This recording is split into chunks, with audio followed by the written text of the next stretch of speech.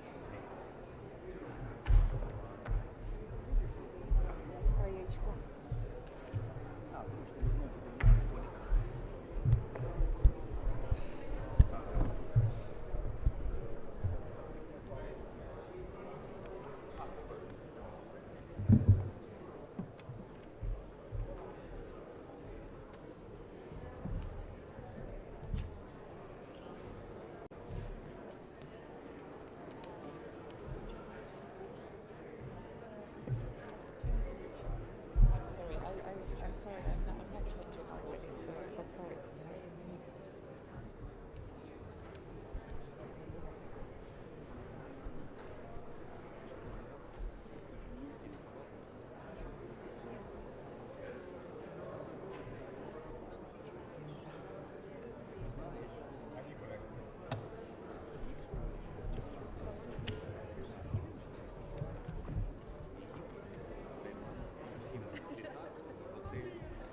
Okay, so everyone here, and we do appreciate that everyone is still on their places and you're ready to listen and you're ready to discuss. And I think that we had like a very intense 2 days, and we will go straight forward to the session. We will start as always from video, which will give a mood, and then I will introduce everyone. Please, video.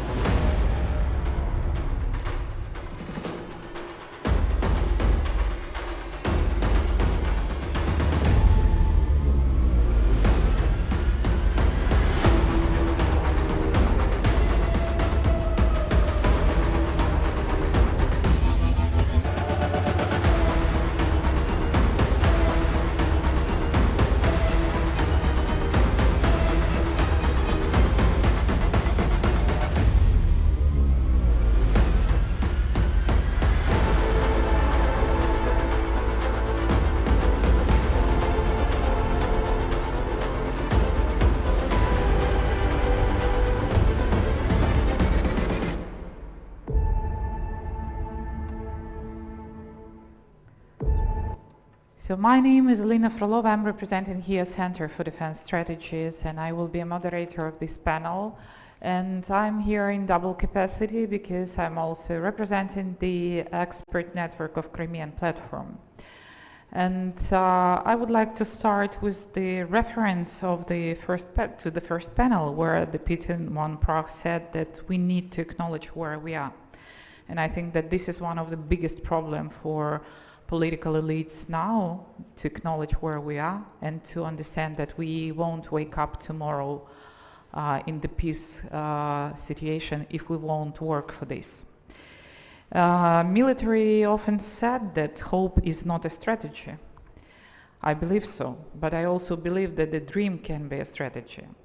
And we should have a dream, which should be our like a final destination place. But to make this dream work, we need to have a good planning, how we reach the destination, how we will come there. And together with experts from Expert Network of Crimean Platform, we developed the paper, non-paper, which you all have in your bags, where we put exact our vision for future configuration of security situation. And we try to make it as practical as possible, as big as possible, and as concrete as possible. So we do analyze the situation. We concentrate on the sanctions policy, on exact steps which governments can make and which any expert can make to make the peaceful situation and security settlement come here in the Black and Azov Sea region. I just want to name a few of them, and then I will leave you, hope, the time to read it by yourself and to think about it. So what we are worried about and what we do recommend to our international partners, it's first of all to formulate the strategy towards the Black Sea. Black Sea was long enough, like a black hole on the European map, and we need to come back to it. We need to change the European Union maritime security strategy, which actually mentioned just in one sentence Ukraine and the Black Sea. We need to have the clear formulation from NATO how NATO sees itself in the Black Sea, how NATO sees the development of the capabilities of the Black Sea NATO members and partners. We put the proposal to establish the joint naval platform, which can include many different initiatives working for freedom of navigation, protection of sea lines communication, demining coalition. We also said about the problem of transportations, which Russia actively use to transport the weapons and stolen grains with the civilian ships, and many other actions which can be done to deal with those challenges which we faced. I'm absolutely agree with the Minister Kuleba that we need to have a secure place, that we need to have more NATO, more leading countries, and more will of Black Sea nation countries.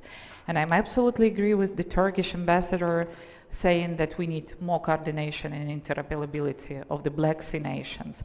We need more active voice of Black Sea nations in all the alliances. The only thing before I will give the floor to our distinguished panelists, the only thing I would like to say that dreams can come true. We all know this. Just 1 year ago, no one believed that Ukraine will survive. Then no one believed that Ukraine will have a successful counteroffensive. Now some politicians still doubt that we can release Crimea. I'm telling you that this is Ukrainian dream, and no one can stop Ukrainian dream. And I welcome you to join those who can dream and who can implement their dreams. I welcome you to join Ukraine and to join the Black Sea community to make this place a very safe place. Thank you, and let me introduce our distinguished panelists. Ms. Emina Japarova, First Deputy Foreign Minister of Ukraine. Mr. Alexei Reznikov, Minister of Defense of Ukraine. Bogdan Aurescu, Minister of Foreign Affairs of Romania. Angel Tilvar, Minister of National Defense of Romania. Nicu Popescu, Minister of Foreign Affairs of the Republic of Moldova, and Mircea Joana, Deputy Secretary General, NATO. So we have stated that we will discuss the future, we will discuss the strategy and how we see this future and future configuration of the security. So I give the floor for your statements, but I ask you to concentrate on the ideas how we can strengthen deterrence and defense, how we can reinforce resilience, and how you see the future of this region. Emine, the floor is yours. Thank you, dear Alina. I think that all gentlemen sitting here have agreed to one rule with ladies first, so I might start my speech. But as you referred to the dream, I actually decided to violate my introductory remarks and to start with my own dream, because the Crimea platform is naturally linked with my dream. I remember when in 2014, as a journalist, I traveled Crimea back and forth, and I saw with my own eyes what happened on the peninsula while President Putin, when he was asked at the press conference if this was the Russian army to invade the peninsula, he said, no, you can buy the military form in any shop, go and buy. And then he lied to all of us, and we still have the repercussions of these lies up till today. And then when I left the peninsula with my cat, with my daughter, in 2 cars full of belongings to nowhere, actually to Kiev, this dream of fighting back for my homeland started. And in a couple of years after, the Crimea Platform Initiative was developed on an A4 scratch of paper, and today it is a global format platform that unites over 60 countries and international organizations. And there is one lesson. It is, from one hand, very simple, from another hand, not that simple, that teaches us. The Crimean lesson is the real peace, not appeasement. And whenever the aggression or the evil is not stopped, it becomes bigger. This is what we saw since 2014, when we all were looking for proper language to talk to Putin, or the proper person whom he might listen to, while having Minsk agreements, while having discussions and meetings in different formats. But The reality shows that Putin didn't care, and 24th of February became yet another stage, yet another aggression act, and today we face the war crimes, crimes against humanity, and crime of genocide in Ukraine. The first victim of the Crimean occupation was Rishat Ametov. He was a 33-year-old man who was a one-man picketer at the Central Square in Simferopol. He was stabbed to death, and his body was found in 2 weeks after, tortured and killed. The first victim of Donbas occupation was Gennady Belichenko, as my minister referred today in his introductory remarks. He was a captain of the special security, so he was killed by the proxies of Russian FSB, Mr. Girkin, right on the spot. And since that, the whole Donbas occupation started. And I think that at this first panel discussion, we also discussed what kind of lessons we should learn. So the Crimean lesson is the one that we should now be prepared for the decisive actions, and Ukraine is demonstrating the decisive actions by paying the highest price possible, which is the price of our people. There is another lesson, which is a Bucharest lesson, that was in 2008, and April 3rd marked the 15th anniversary of the NATO summit in Bucharest, which was a turning point in modern history. It was an opportunity to take Ukraine and Georgia out of the so-called gray zone. But beneath these optimistic statements about our countries potentially becoming a member of NATO, there was a hidden rejection, in fact, to accept Ukraine and other countries. And in 4 months after the Bucharest summit, it led to the beginning of Russia's war against Georgia, and in 6 years after, the Ukrainian invasion. So Russian occupation of Crimea back in 2014 became a knockout for the security of the Black Sea region. My next point is about the Black Sea as a militarized zone. We've seen how since 2017 Russia have been blocking the trade vessels that were leaving the Ukrainian ports by stopping them for days and hours. We've seen how Russia has been using the Black Sea as a projection of its military aggression, not only to the to the neighboring countries or to the region, but also to the Middle East. And I think that what we also see is that lack of strategic vision. So like my formula for our common action is vision, action, and cohesion. So really, when we have different strategies of different organizations, dedicated pages of papers on security issues, we cannot escape discussing the Black Sea region and the Azov Sea region, and the Azov Sea has in fact turned into an inner lake of the Russian Federation. What is the future? I believe that after this vision, it's crucial to, let's say, have coordination platforms, or those platforms that would develop certain and concrete acts. We are very grateful to experts who developed a very comprehensive, I would say, paper. So we will really take this paper for our, let's say, work, and we believe that we can travel from country to country in the Black Sea region and also talk to our colleagues by also formalizing this Black Sea cooperation for several reasons. Coastal Guard, the demining issue. You know that Ukraine is one of the most polluted countries in the world today, with 1,075,000 of square kilometers under mines, and it will be a long-term process. So I believe demining might be the first step, and Minister Aurescu, during our trilateral meeting today with Moldova and Romania, has already agreed to that demining might be the first step in this future configuration of our practical implementation.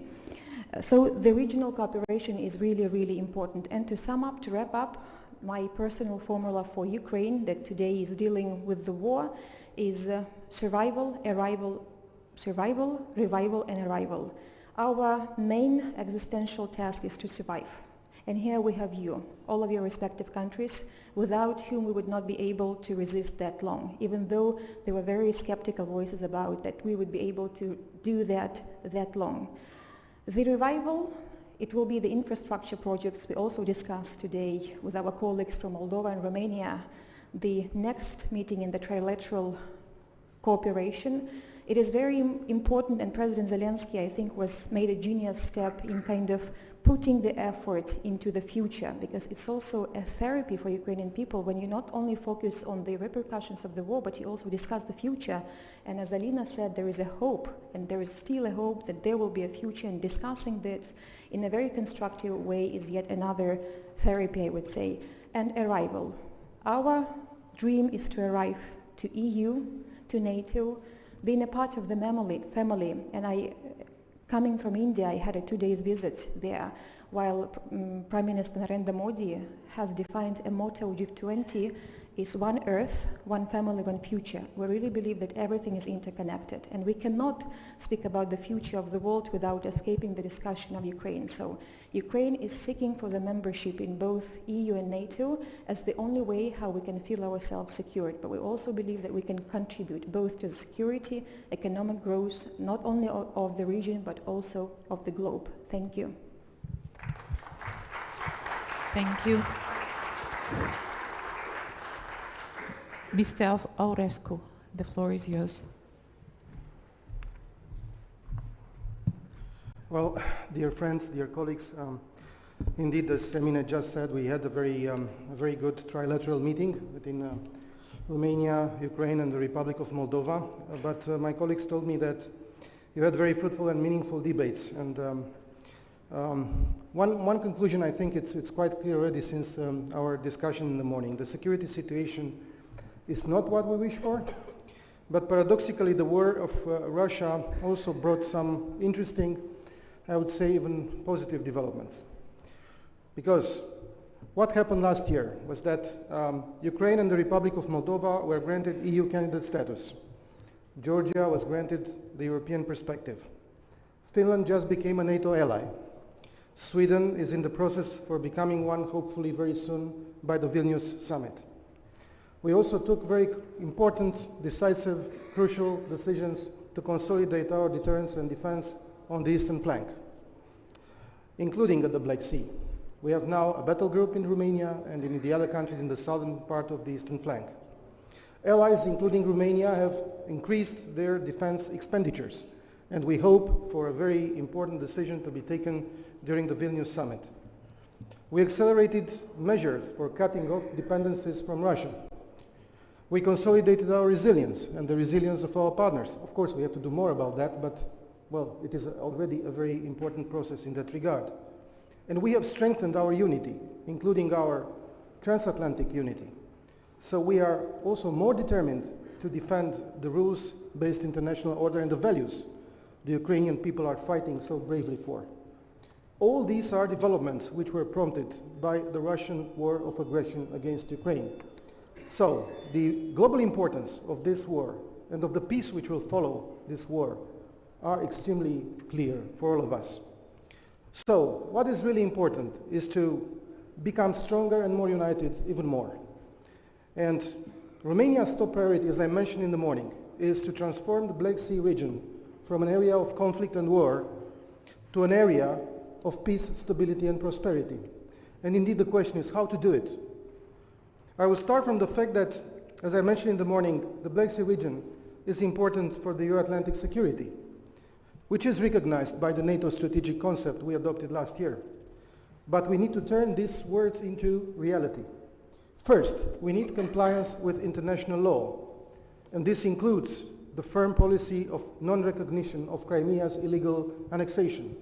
And this also includes a decisive fight against impunity, as Emine just mentioned. Second, we need effective deterrence and defense. My colleague, Minister Tilvor, I think he will speak about this more than I will do. So I will only say this. We need to be able to effectively defend every inch of our territory along our borders, and we need to improve maritime and air security, situational awareness, monitoring capabilities. So the Black Sea must be and become a welcoming sea, open not only to riparian but also to non-littoral states and ships, where littoral and non-littoral countries respect the rule of law and can train, can exercise together and ship their goods and energy safely. As we prepare for the Vilnius summit, we need to work for the full implementation of the decisions we have taken in Madrid, especially those related to the deterrence and defense posture on the eastern flank, including at the Black Sea. Third, we need to prevent further conflict and project stability, because we have already in our region a lot of protracted conflicts. This current war against Ukraine is a culmination of a state of conflict which is simmering in the region since the demise of the Soviet Union.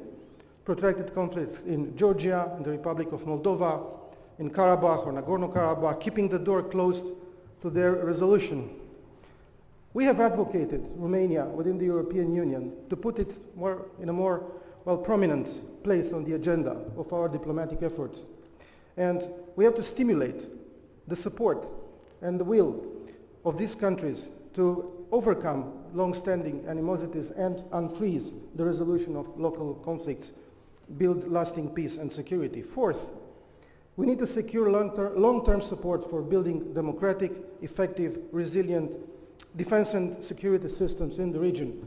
And of course, the NATO-EU cooperation is also important in that respect, building on the third NATO-EU joint declaration, which was recently adopted. Fifth, we need to look at other security components. Emine just mentioned demining, but also exploiting energy resources, protecting the energy infrastructure, coping with civilian emergencies, natural disasters. All these are legitimate needs in our region, and the international community, NATO, EU, our states can play useful roles in these areas in cooperation with and with the support of the littoral state, including Romania.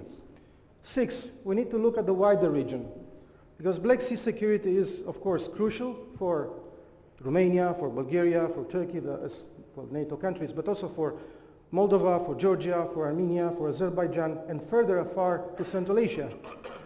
Of course, the Republic of Moldova, as we have discussed today, after Ukraine, the most affected country by the war in Ukraine. And we are doing our best to help. But more help is needed. Chisinau has stood up seeking for candidate status and a stronger partnership with NATO, even if fully respecting their neutral status. We should respond to their orientation with all the support we can, and we have to strengthen their defense capacities and increase their resilience. A stable and secure Black Sea can also offer alternative bridges to Central Asian and Caucasus countries, towards Europe and vice versa. We need to think on a long-term perspective. All these countries are currently under immense pressure. We can help them strengthening their own defense, build viable institutions, increase their resilience, develop trade, energy ties, open our markets to their products as an alternative to selling them to Russia. The agreement for an underway electricity cable from Azerbaijan via Georgia and the Black Sea to Romania and Hungary is an example of what we can do together. And I think perhaps NATO can do more by expanding its defense and capacity building programs to all interested Caucasus and Central Asian countries, offering expertise against hybrid tactics, protection of critical infrastructure, of course respectful of each and every country's specificity, interests and needs. And last but not least, it is clearly acknowledged that the DNA of the Black Sea security is transatlantic. The US troops are deployed on the Romanian Black Sea shore, keeping the American promise to defend every inch of the alliance. The US Congress and the administration are vested in the security, stability, democracy and prosperity of the Black Sea. We look forward to the US Black Sea strategy, to which we have contributed to. And we are grateful and ready to continue working together for its implementation. And as I proposed during the Munich Leaders Meeting, I co-hosted with the Munich Security Conference in Bucharest last November, just before the NATO Foreign Ministerial. For the security of the Black Sea region, we need a transatlantic to-do list. We count on the support of all our partners and allies to frame and to strengthen it. And I'm sure that the valuable insights of the high-level meeting in Bucharest will further contribute to this. Before closing, I want to reiterate our full gratitude to our Ukrainian friends and partners for organizing together this very topical event. And I have the certitude that our discussions today framed our substantial agenda, which approached the most relevant and pressing security threats to the security of the Black Sea region. We discussed a set of priorities to ensure stability and prosperity of the region, and I also want to express gratitude to all of you who have participated here in Bucharest. A stable and prosperous Black Sea region would yield security and economic benefits for the entire Europe, for the Euro-Atlantic region, for the entire world. And I invite all of you to design and contribute to such efforts. So thank you once again for your valuable participation in Bucharest, and I'm looking forward to the second edition, hopefully in a war-free Ukraine. In Odessa, I hope so. Or Crimea.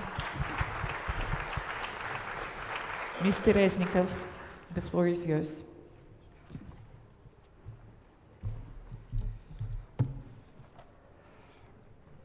Dear ministers, deputy ministers, colleagues, in order to discuss the future, we should first emphasize where we stand now from the point of view of security architecture.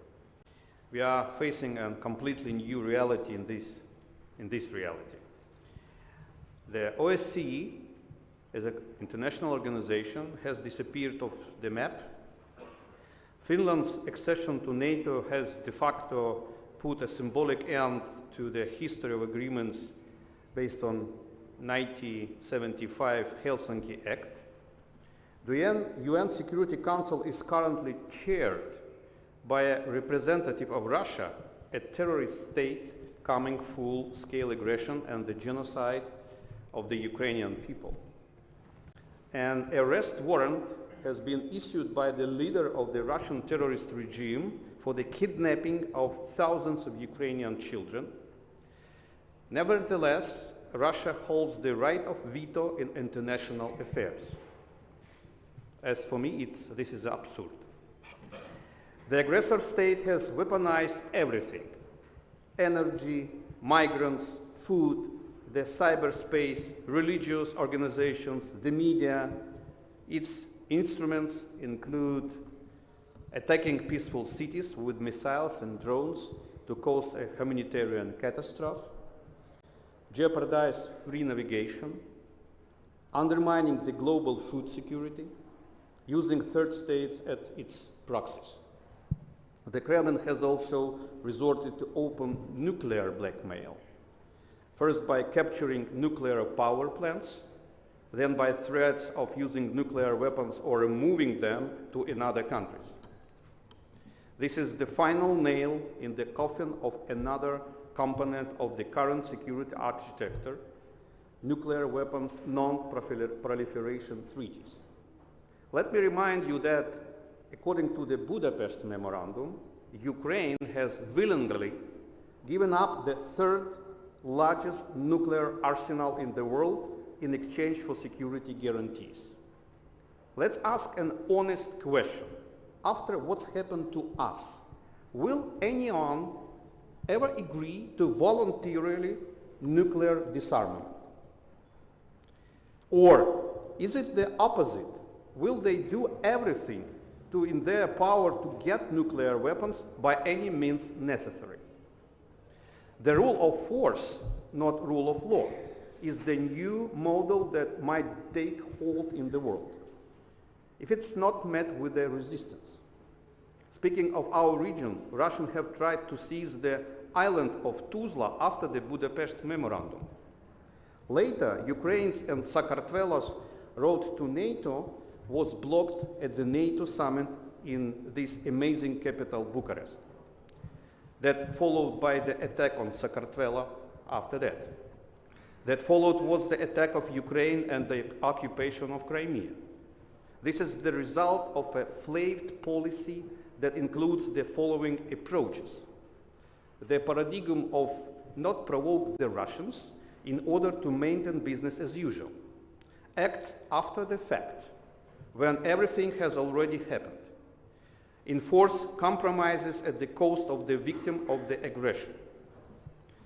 These are ideal conditions for an aggressor. He managed to project power and achieve goals while the free world slowly formulated an answer. If a Russian attack will be successful in any level, not just our region but the world at large will become a very dangerous place indeed. Because this will be a huge temptation for other aggressors. This gives us some clues as to both the general security configuration and concrete steps we need to take. 5 bullets. First, we need to change the paradigm. Act fast, act preventively, stay a step ahead instead of merely reacting after the fact. We should not be afraid to use force and strong sanctions. Aggressors should recognize that they will not manage to obtain the result, but we will suffer colossal damages. On this act, day last year, the Ukrainian army, on this day, the Ukrainian army, I mean Ukrainian Navy, has hit the cruiser Moskva. Russia has lost a flagship of its navy for the first time in over a century. That was followed by the several operations that had forced Russians to flee the Snake Island to make a goodwill gesture. We have then chased the Russian Navy further away. That allowed us to launch the Grain Initiative. And in this place, I would like to special thanks to Turkey and UNSSG for their amazing, outstanding leadership. And no amount of negotiations or begging would have accomplished that. Decisive actions are what gives the Kremlin the right ideas. Second, we need a system of guarantees that would make aggressor from Russia impossible. It presents there are no alternative to the NATO format. 3 countries of the region are already NATO members. There is no alternative to Ukraine's accession to NATO. The allies' security infrastructure needs to be scaled up to the east. Ukraine has already proven its interoperability. Ukraine has already made its move by formally applying to join NATO. No progress towards this goal just extends the period of uncertainty and risks. Last week, Russia's border with the NATO has doubled in the length. What did Moscow do in response? Nothing. So we need to act. Third, without the liberation of Crimea and any talk about regional security is nothing more than an illusion. Russia has started by occupying the Sea of Azov before launching its creeping occupation of western part of the Black Sea by blocking areas next to navigation routes for the military exercises. Nobody had provoked the Kremlin. This is just their usual tactic. Push until it bends. This is what's at stake with the recent attack on US drone and with missile launches that pose a threat to several countries.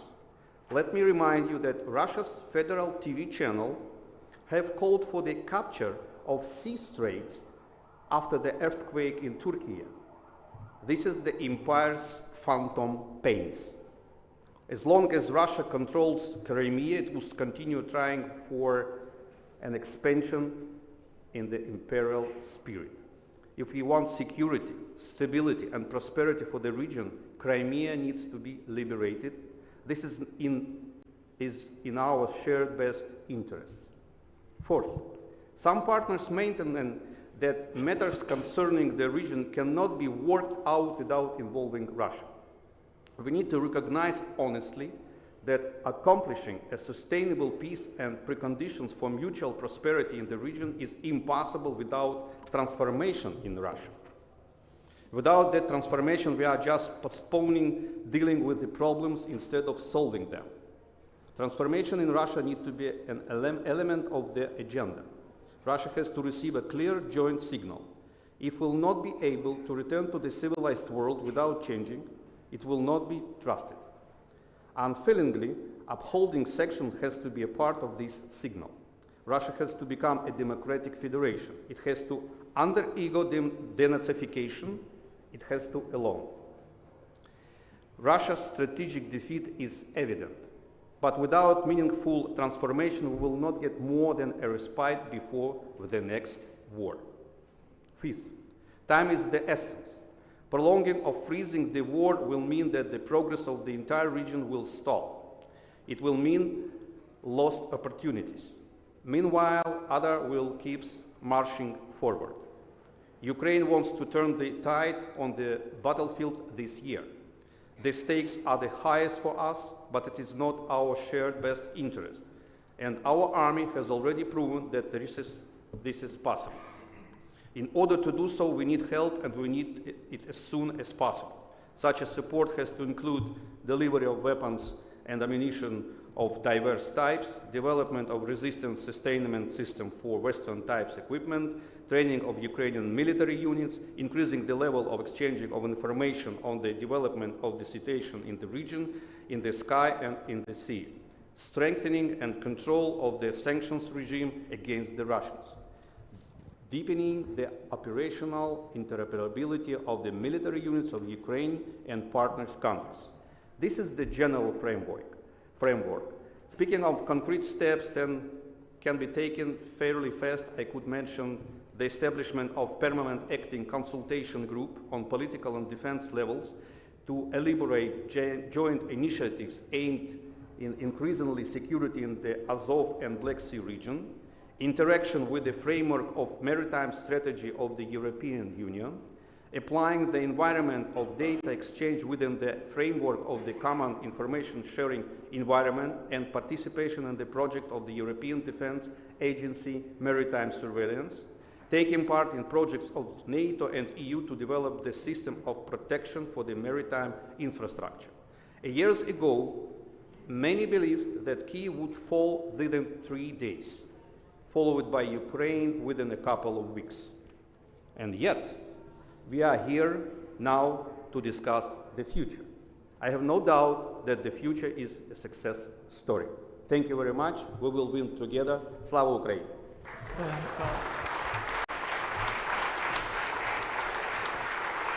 Mr. Tilvar, the floor is yours.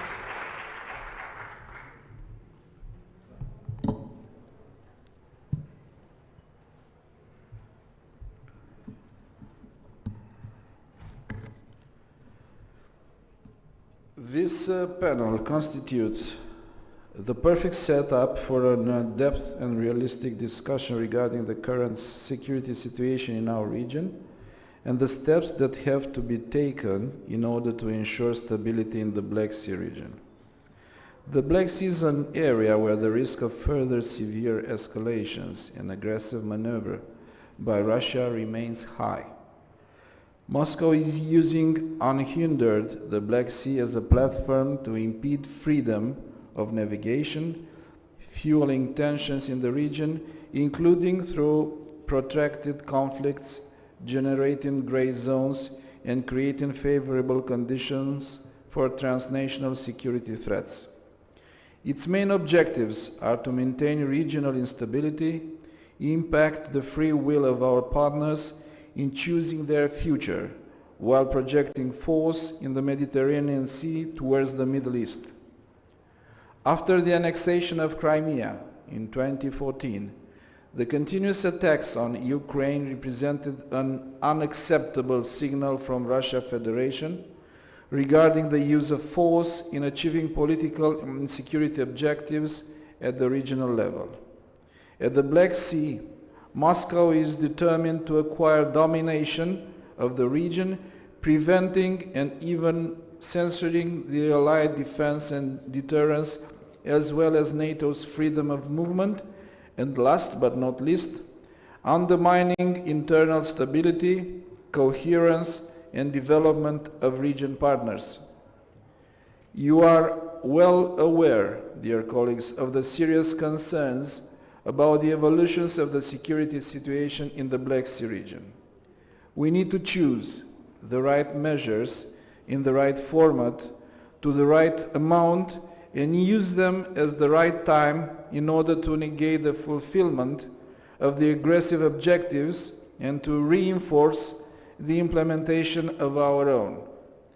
Moscow's actions are aimed explicitly at its subversion, deconstruction and replacement of the post-Cold War international order with a multipolar alternative, an alternative founded on the concepts of geopolitical blocks and spheres of influence. As always, the answer lies in unity of purpose and action. We see the need for a Euro-Atlantic strategy, for a stable, secure and prosperous Black Sea. And we think that NATO, EU and US play a visible, continuous and consistent role in the region. The war in Ukraine proved that the Black Sea is a critical frontier for Europe's new security architecture. For Romania and the entire international community, the borders of Ukraine, Republic of Moldova and Georgia are the ones recognized at international level, and we will continue to strongly support their sovereignty and territorial integrity. Romania is today a reliable and valued ally and partner. Romania demonstrates ambition, political will, the ability to contribute to the implementation of common future priorities, including by firmly assuming the role of security provider. As a result of the Russian war of aggression in Ukraine and the intensification of security risks facing the Black Sea region, in addition to the defense and deterrence measures taken at the level of the alliance, the Black Sea has become a sample for one of the most pressing challenges we face today. From violations of international law, weaponization of energy, sophisticated hybrid tactics, cyber attacks, and disinformation. Having in mind the strategic importance of the region, as it was recognized in the NATO strategic concept and EU strategic compass, it is imperative to ensure a more structured approach with respect to the projects and initiatives in support of security of the region. The current security evolutions have once again showed tremendous importance of the transatlantic relationship, a relationship we have put it at the foundation of our nation's security and defense architecture. It has been a key factor in shaping the modern international system, and it remains a vital source of stability and security today. To manage these systemic challenges, we should improve our shared awareness and understanding, boost our resilience and preparedness, and protect our shared values and the rules-based international order. The Black Sea region has been marked by protracted conflicts as well as by risks and challenges of security and economic nature for 3 decades. The region also holds significant economic potential as the east-west corridor between Europe and Eurasia. That is why Romania and the other stakeholders, including US, should work together to ensure that the Black Sea evolves from an area of conflict and tension into an area of peace, security, cooperation, and economic prosperity. We need a sustainable combat-ready land presence along NATO's eastern flank, as well as a solid presence of military aircrafts of allied countries patrolling the skies of the Black Sea and ensuring the security of our airspace. Currently, there are 5,000 troops deployed in Romania under NATO or bilateral arrangements. So, Romania is doing its part for the security of the eastern flank and the Black Sea, and we are steadfast in our commitments and contributions, and we support that the major decisions our leaders took last year in Madrid to achieve its full potential. Thank you very much.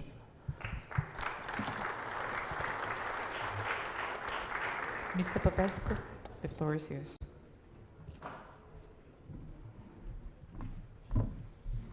Thank you very much. It's a great pleasure to be here. I'm probably speaking the 20th time in my life at the National Military Circle, and that's really a great pleasure. And here I am today for the trilateral meeting of Moldova, Ukraine, and Romania. We've been coordinating and working closely on a lot of issues on the diplomatic front, on security and defense cooperation, on energy, and I cannot keep but remind myself today that the last time we met in the trilateral format was in Odessa in September, and our joint press conference with Bogdan and Dmitro ended under air sirens because there was an impending attack. I think we had around 10-15 minutes of our press conference under air sirens, and I remember looking at Dmitro, and as long as he was calm, I was calm, and Bogdan was calm. But then the true depression and concern hit me when Bogdan and I started driving back to Moldova, and we knew that our friends and partners and Dmitro and his colleagues had to stay under air sirens, under bombings, and that's truly something that we all feel very closely to our hearts. And by starting this, I can tell you, and even this small instance of our trilateral dialogue also reminds us that what Ukraine is going through is an incredible tragedy of enormous proportions, and nothing compares to that. But Moldova, as a country next to Ukraine, with not a lot of capabilities, has been there severely affected by this war. And after Ukraine being one of the countries where the impact of the war has been the most dramatic on our country's security, on our country's economy, on our country's energy security, on our cyber security, on our everything. Every single domain in Moldova has been negatively affected by this war, and every single person living on the territory of Moldova has been negatively affected by this war. However, we have managed to cope reasonably well given the circumstances with the last year, and the list of the negative impact of the war on Moldova is very long. I can give you numbers upon numbers. We've had 30+% inflation, the gas prices for the population went up 7 times, electricity prices went up 4 times, etc., etc. But we did manage to cope.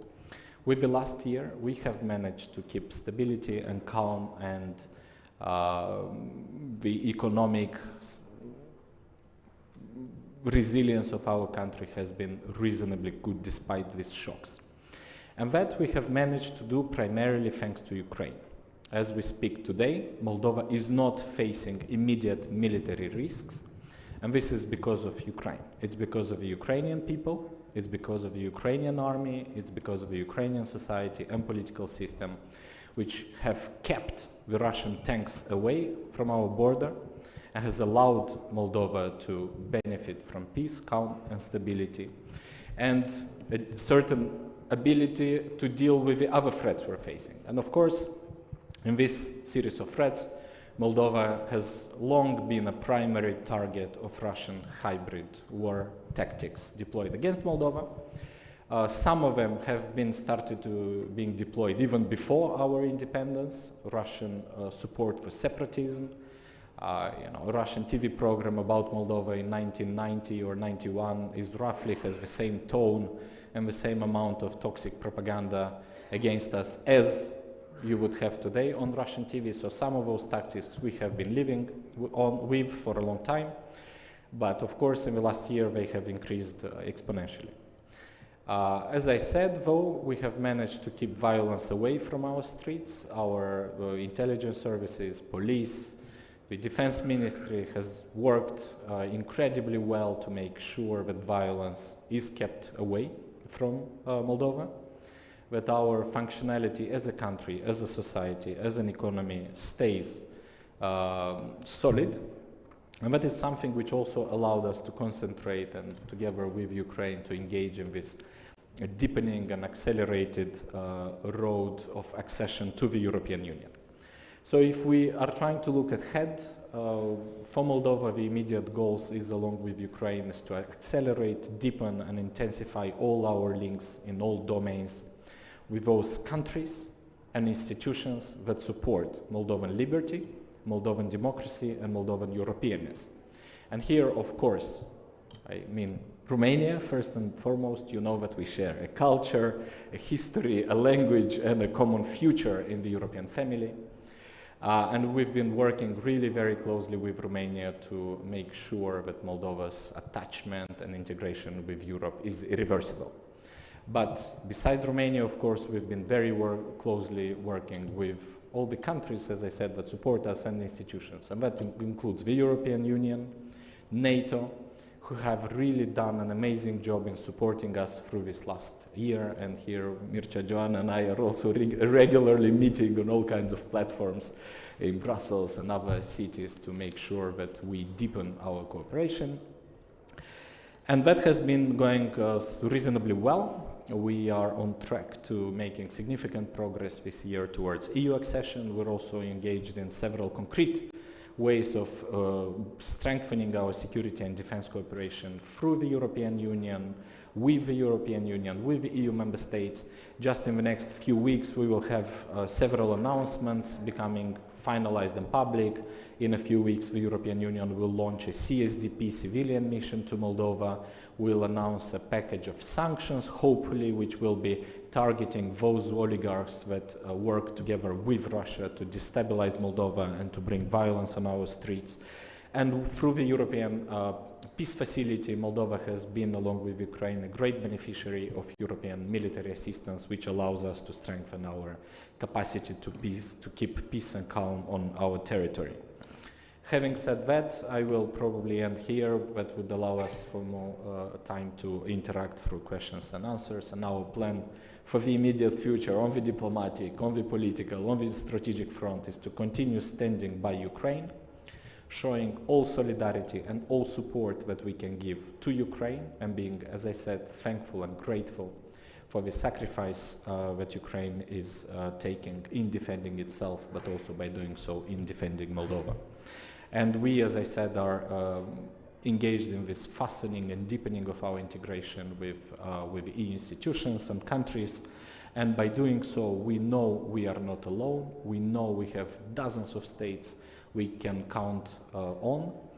Sometimes we have this joke with Bogdan that Moldova has 2 foreign ministers, and that's, I think, the best example of the degree of our coordination and integration, and this is the road ahead for us.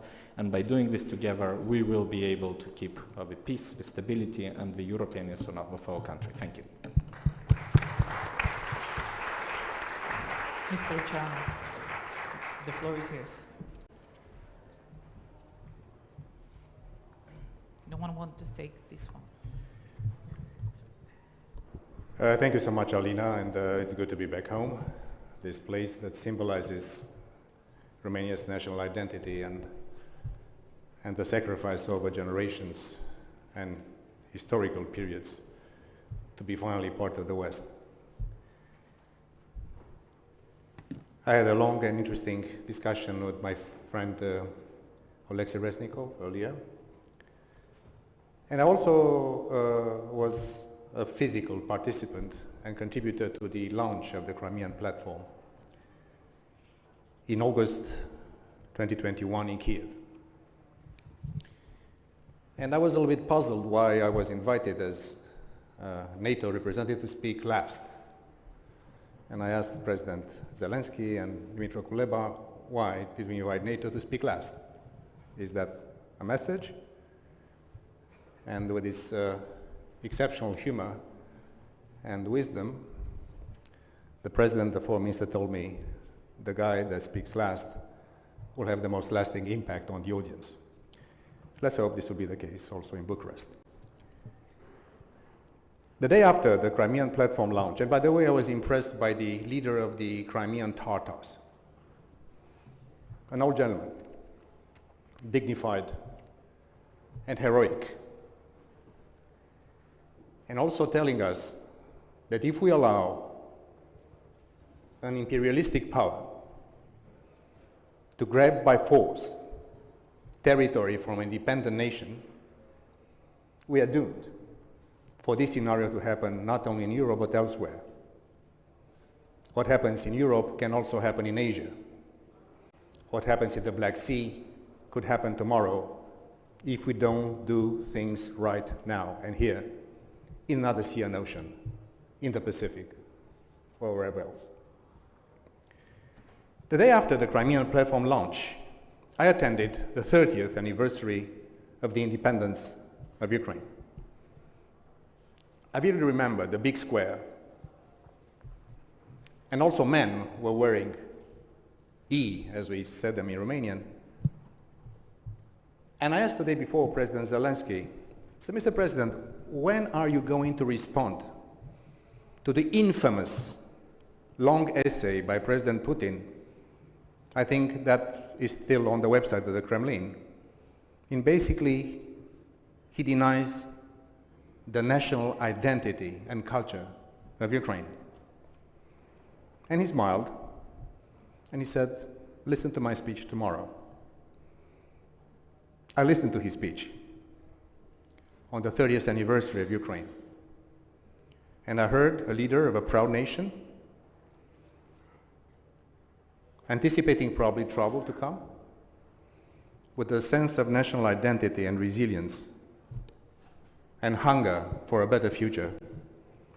That is probably the explanation of the heroism that we see with our Ukrainian friends in this difficult, barbaric war.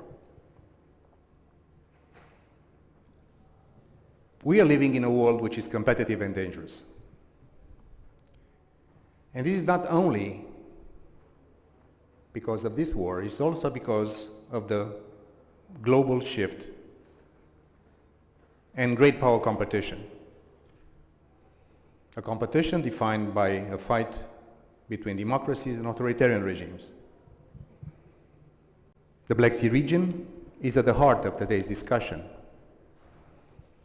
And as a Romanian, I also know and I feel that this is a region which is strategically important area for Euro-Atlantic security. Of course, for the riparian states, but also as a platform, a springboard for Russia to project power to Africa, to the Middle East, in what we call in NATO a 360-degree approach. So what happens in the Black Sea is not only for the Black Sea only, is also for the Mediterranean Sea, for the Adriatic Sea, for the Indian Ocean, and beyond. The Black Sea region has been the focus of Russia's aggressive buildup and actions for more than 2 decades now. And the illegal annexation of Crimea in 2014 and the portions of the Donbass were just, if you want, a startup.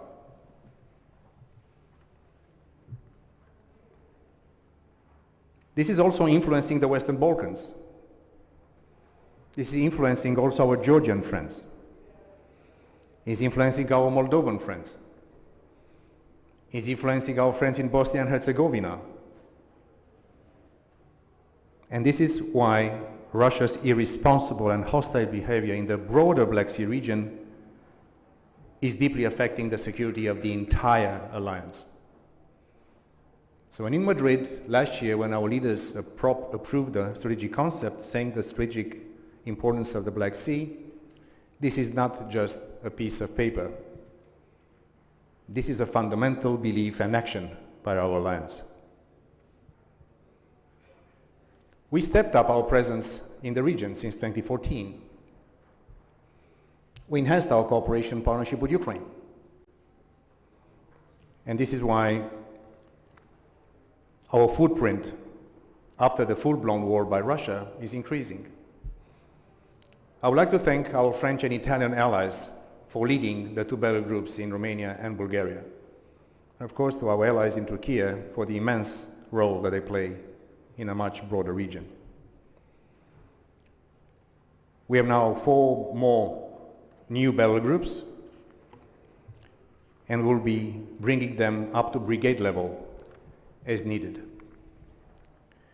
And also encouraging pre-positioning of equipment and also multi-domain operations, because it's not only about sea, land and air, but also about cyberspace and space.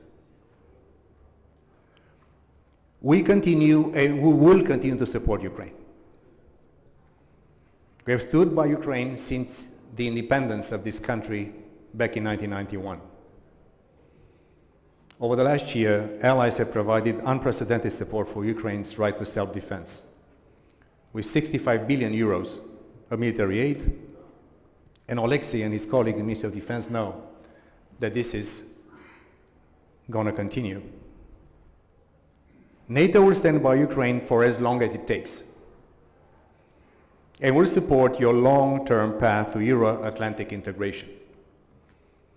And as a Romanian and a foreign minister of this country, who has the privilege to raise the flag of my country as a new NATO member back in 19 years ago already, and seeing our Finnish new allies and our Swedish new allies joining our ranks, I know that you belong to the West, you belong to the family of democracies, you belong to the Euro-Atlantic family,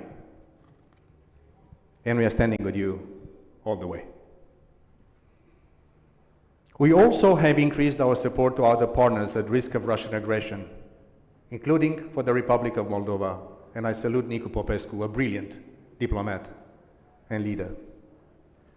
But our friends in Georgia, they are an enhanced opportunity partner to NATO, and we are looking forward to continuing to invest in our partnership.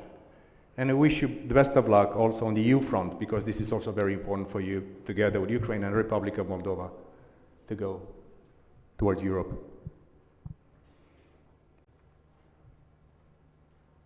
Nicu Popescu remembers that when you visited NATO HQ earlier this year, and also some of your colleagues, we discussed how to deepen our cooperation with full respect for Moldova's independence, sovereignty, territorial integrity, and constitutional neutrality.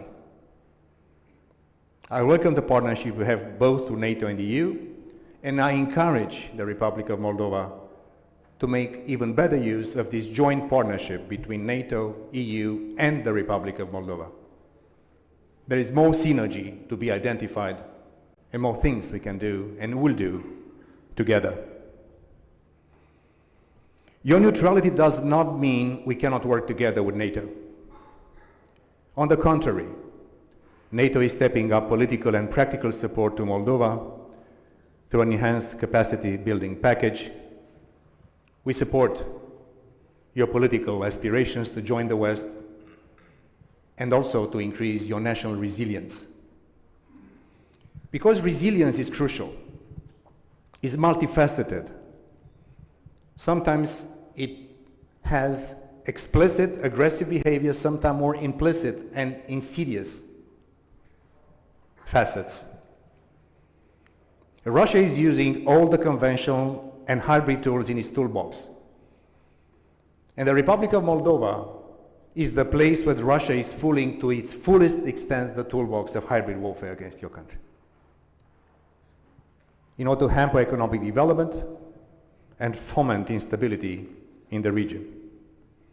So we need to strengthen our individual and collective resilience to withstand any threats and challenges, from conventional to cyber attacks, to disinformation and attempts to interfere in our democracies and economies. We can learn much from one another, amongst allies and partners, building up stronger societies and more resilient critical infrastructures in a team effort. Recently, NATO and the EU, our Secretary General and President von der Leyen, would establish a joint task force on critical infrastructure. And I encourage the countries in the Black Sea region to co-opt and be active in this new format, because also the Black Sea has critical infrastructures we need to protect, defend, and make sure that they work to the benefit of our people. So we look forward to working with all of you as we head towards our next summit in Vilnius in July.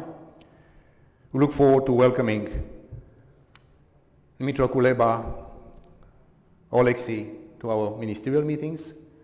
Nicu, if you want to be again like you have been in Bucharest for the foreign ministers meeting that Bogdan has hosted, I think a few months back, you are always welcome amongst our ranks. And of course, we look forward to welcoming President Zelensky at the NATO summit in Vilnius in mid-July. So in this temple of Romanian national identity and struggle over generations to become part of the political, democratic, and hopefully prosperous West, I send you our best message of hope.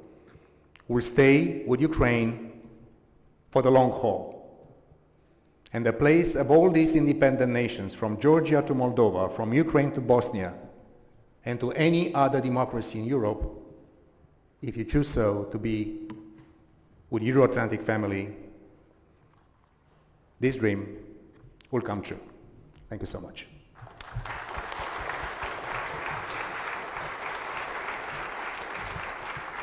Thank you. Before we come to discussion, in accordance with our traditions here, we give the floor for short statements for our country partner representatives. And we will start with Mr. Lasha Darsalia, First Deputy Minister of the Foreign Affairs, Georgia.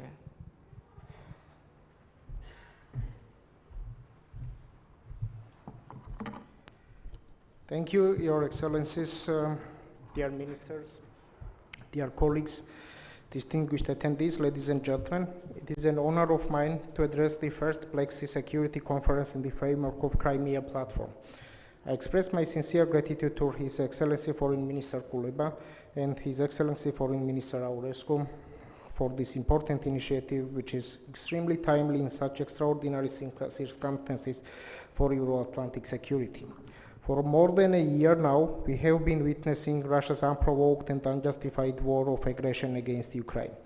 The scale and devastation of the war have severely impacted nearly all aspects of regional security. A terrible year of brutal hostilities has taught us many invaluable lessons we are obliged to learn carefully. The war in Ukraine has demonstrated the necessity of having a firm and consistent strategy on the wider Black Sea security. Bearing in mind the strategic significance of the Black Sea region, for years we had been advocating for enhanced Western engagement in the region and the development of a consistent strategic approach towards this contested flank of Euro-Atlantic space. Accordingly, we welcome the bolstered NATO and the US presence in the region and the Allied decision to recognize the Black Sea as a strategically important region for the Alliance in NATO Strategic Concept 2022. However, more has to be done.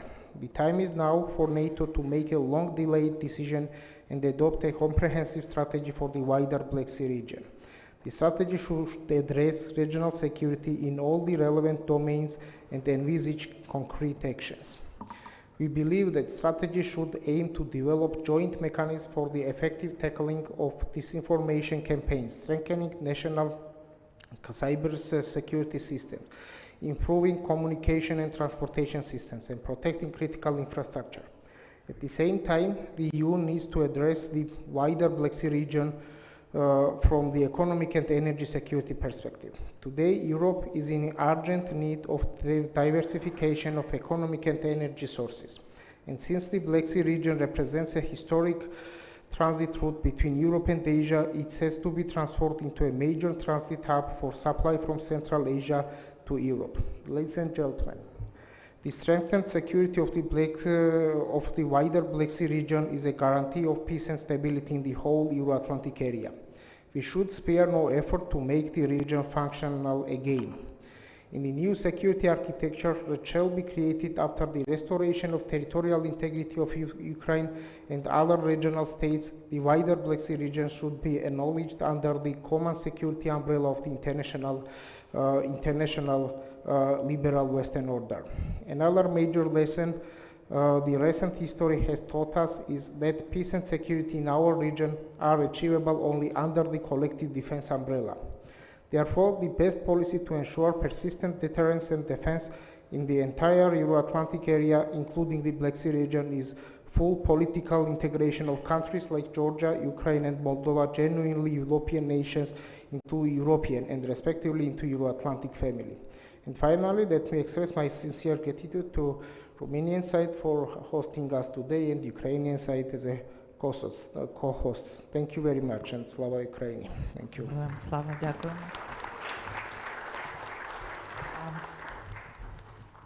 Representative of the Foreign, Commonwealth and Development Office, United Kingdom, Mr. Andrew Ford.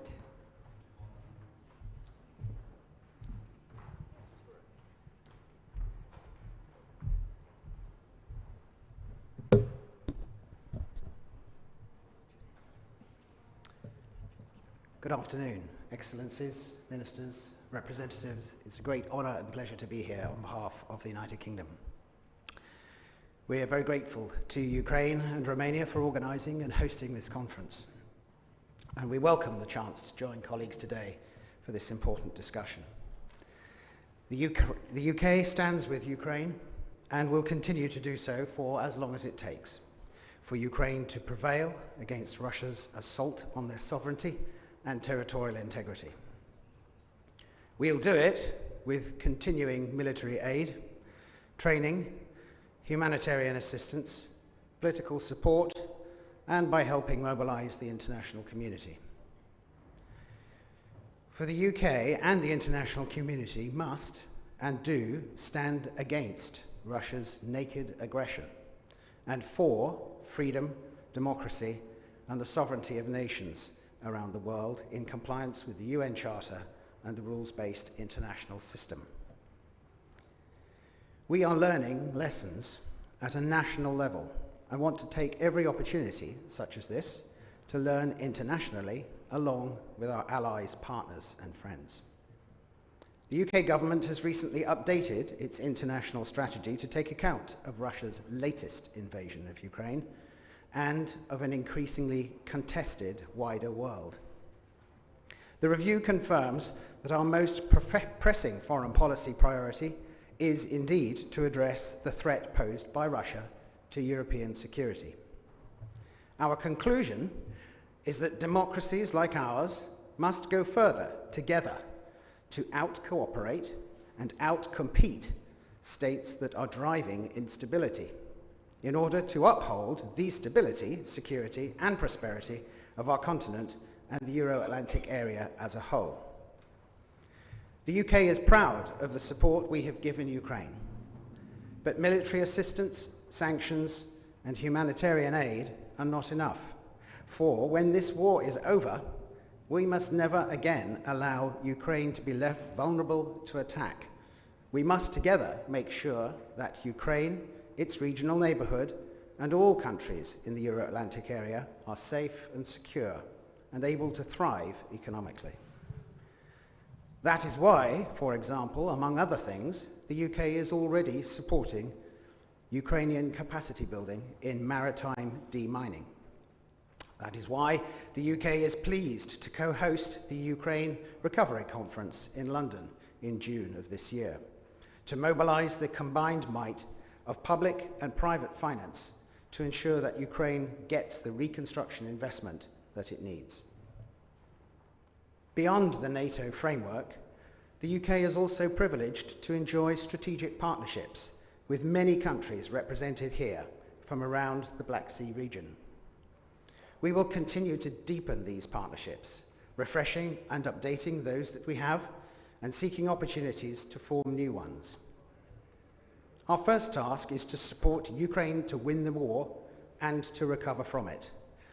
But thereafter, we must be ready, with allies and partners, to help modernise, maintain and support future Euro-Atlantic security into the longer term. While delivering significant support to Ukraine and bilaterally and via NATO tailored support packages to other countries in the Black Sea region affected by Russia's aggression, we also have much to learn from our partners, especially about national resilience. To close, let me return to lessons. We're all already learning many political, economic, energy security and wider security lessons from this conflict, and will be doubtless doing so for years to come, as a future European security order becomes clearer. This conference is visible, public acknowledgement of that. The breadth, depth and ingenuity of ideas and proposals that we've heard today enriches that learning process and offers much food for further thought. However, the biggest lesson, surely, must be for the Kremlin.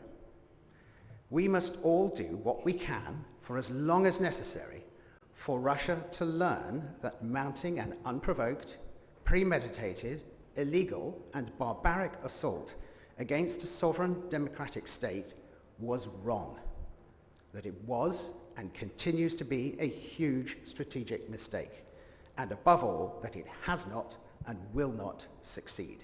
Thank you. Thank you. George Radulovic, Foreign Policy Advisor to the Prime Minister of Montenegro.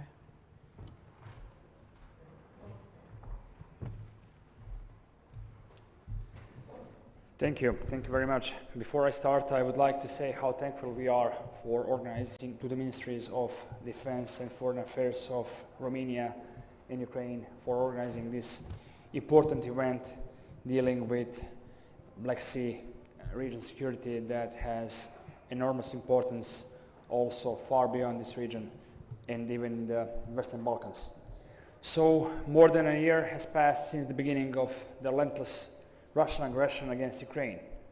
1 year since the Ukrainian people started a decisive struggle for the defense of its country and showed the strength of their courage and heroic fight to preserve the dignity of the country, the peace and freedom of Europe the unity of the democratic world, and the values we strive for together.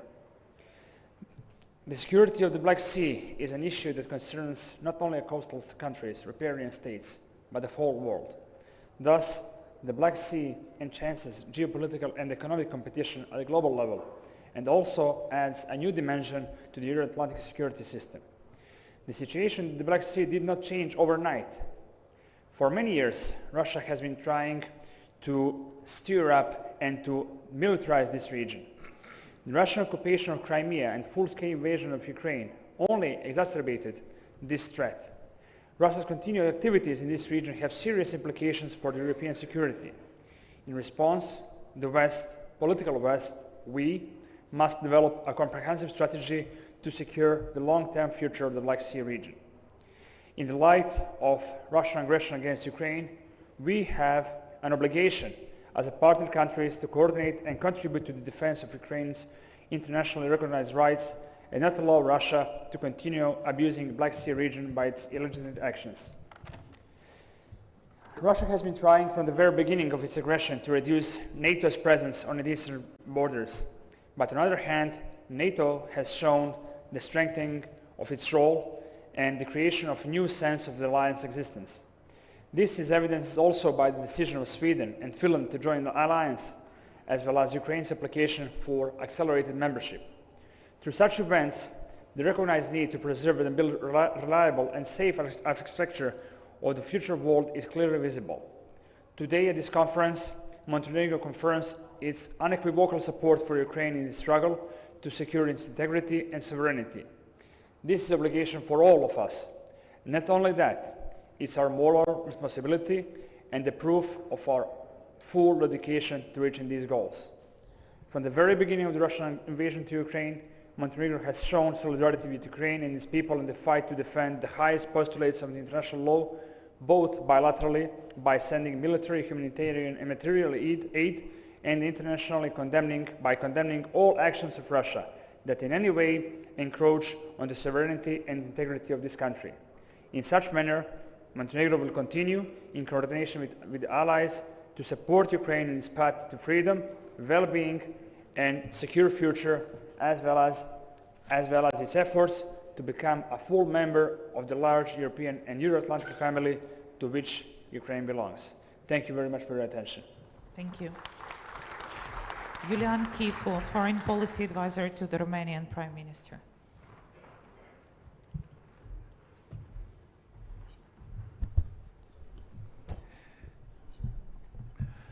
Ministers, ladies and gentlemen, dear ambassadors, thank you very much first for inviting me here at the conference, and allow me to congratulate in the name of the Romanian Prime Minister, the Minister of Foreign Affairs, the Minister of Defense, my good friend Alina Frolova, for putting together this conference based on Crimea platform. Here in Bucharest, it's a good place, I'm quite sure that we all agree, for exchange of ideas, for the debates, for the consistency of what we need to do also in the future. And since it's about the future in that particular panel, allow me also to make 3 points related to what is now going on. Discussing about the future, we are always looking to criteria, to indicators, to what is happening. And for the short and mid-term, we should look at 3+1 conditions. The first one is for sure the resilience of Ukraine and of the Ukrainians. In the first line, but also behind the lines, the Ukrainian citizens who are supporting the war efforts. The second one is the resilience of the West. Resilience in supporting financially, in supporting militarily, in supporting humanitarianly the effort that Ukraine is doing those days in the full-scale war of Russia against its own territory, citizens and independence.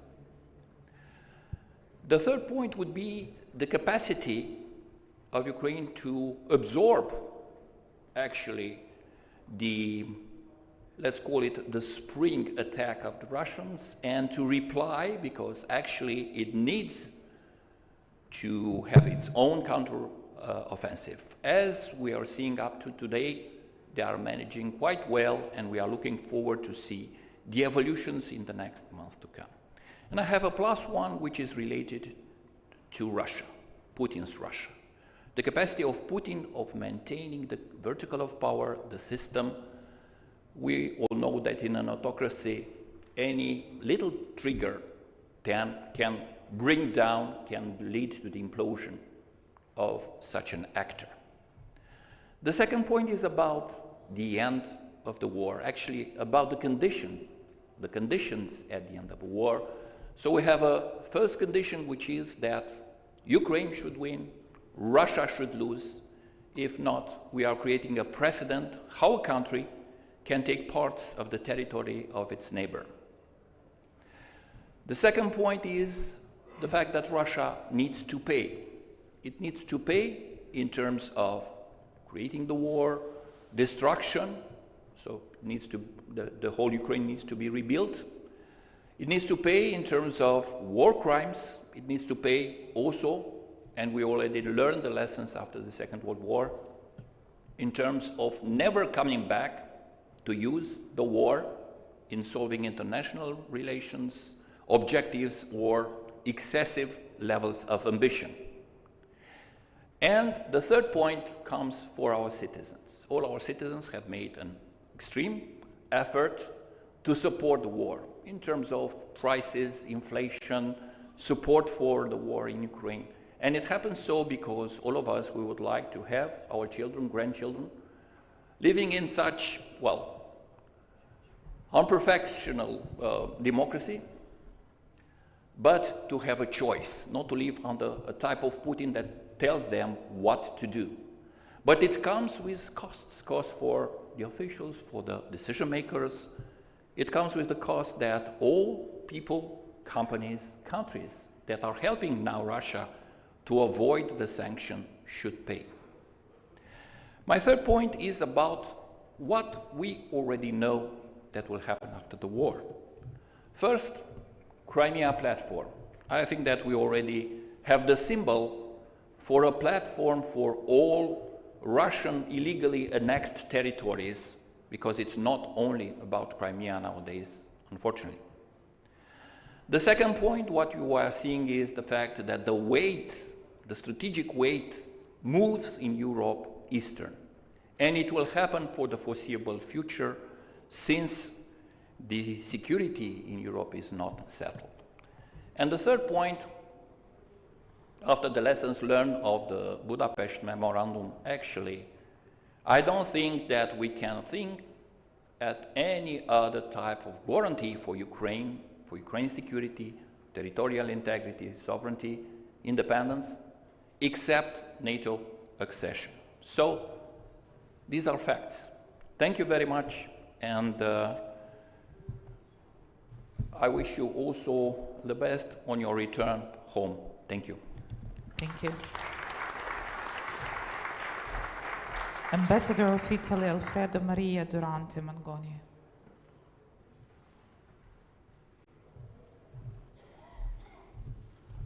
Dear Ministers, Excellencies, esteemed guests, as we draw near to the 14th month of Russia's brutal and unprovoked aggression, let me highlight that Italy continues to stand firm and unwavering in its support for Ukraine, its territorial integrity and sovereignty, its independence and freedom, its resilience, its recovery and future reconstruction.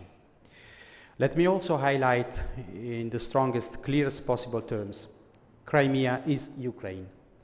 The Russian Federation's illegal annexation of the peninsula in March 2014 remains a grave and unacceptable violation of key and universal principles of international law that underpin the peaceful coexistence among states and peoples.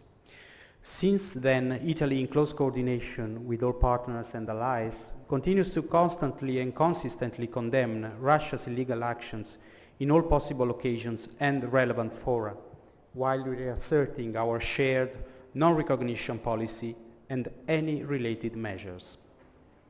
Our Ukrainian friends and partners can continue to count on us and on our vocal action in this regard, including through our support for multilateral resolutions concerning the status of Crimea and the situation of its inhabitants. Let me stress our deep concern for the dire situation of human rights in the peninsula under Russian control, with continued reports of violations perpetrated also against the Crimean Tatar community. Moreover, Crimea and its facilities were used and continue to serve its offensive actions, including against critical infrastructures. Dear guests, rest assured that Italy will remain committed to supporting your country's territorial integrity within its internationally recognized borders, its full sovereignty and political independence and freedom, as well as to contribute to address the security concerns of Romania and of the Republic of Moldova through our air policing mission, and acknowledge the strategic relevance of the Black Sea as a hotspot for the Atlantic Alliance. With regard to such commitments, talking about the future configuration of a prosperous and secure Black Sea region, in the next few days, Deputy Prime Minister and Foreign Minister Antonio Tajani on the 26th of April will host in Rome a bilateral high-level event about the contribution that Italy can provide to the resilience and reconstruction of Ukraine.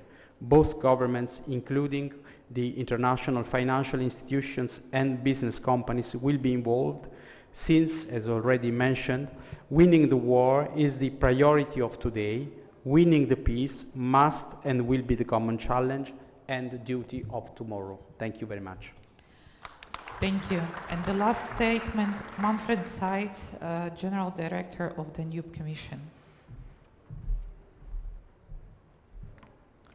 Excellencies, ladies and gentlemen, it's an honor for me to address this conference on behalf of the Danube Commission, which safeguards the Danube Convention, thus ensures free and non-discriminatory navigation on one of the most important European waterway corridors.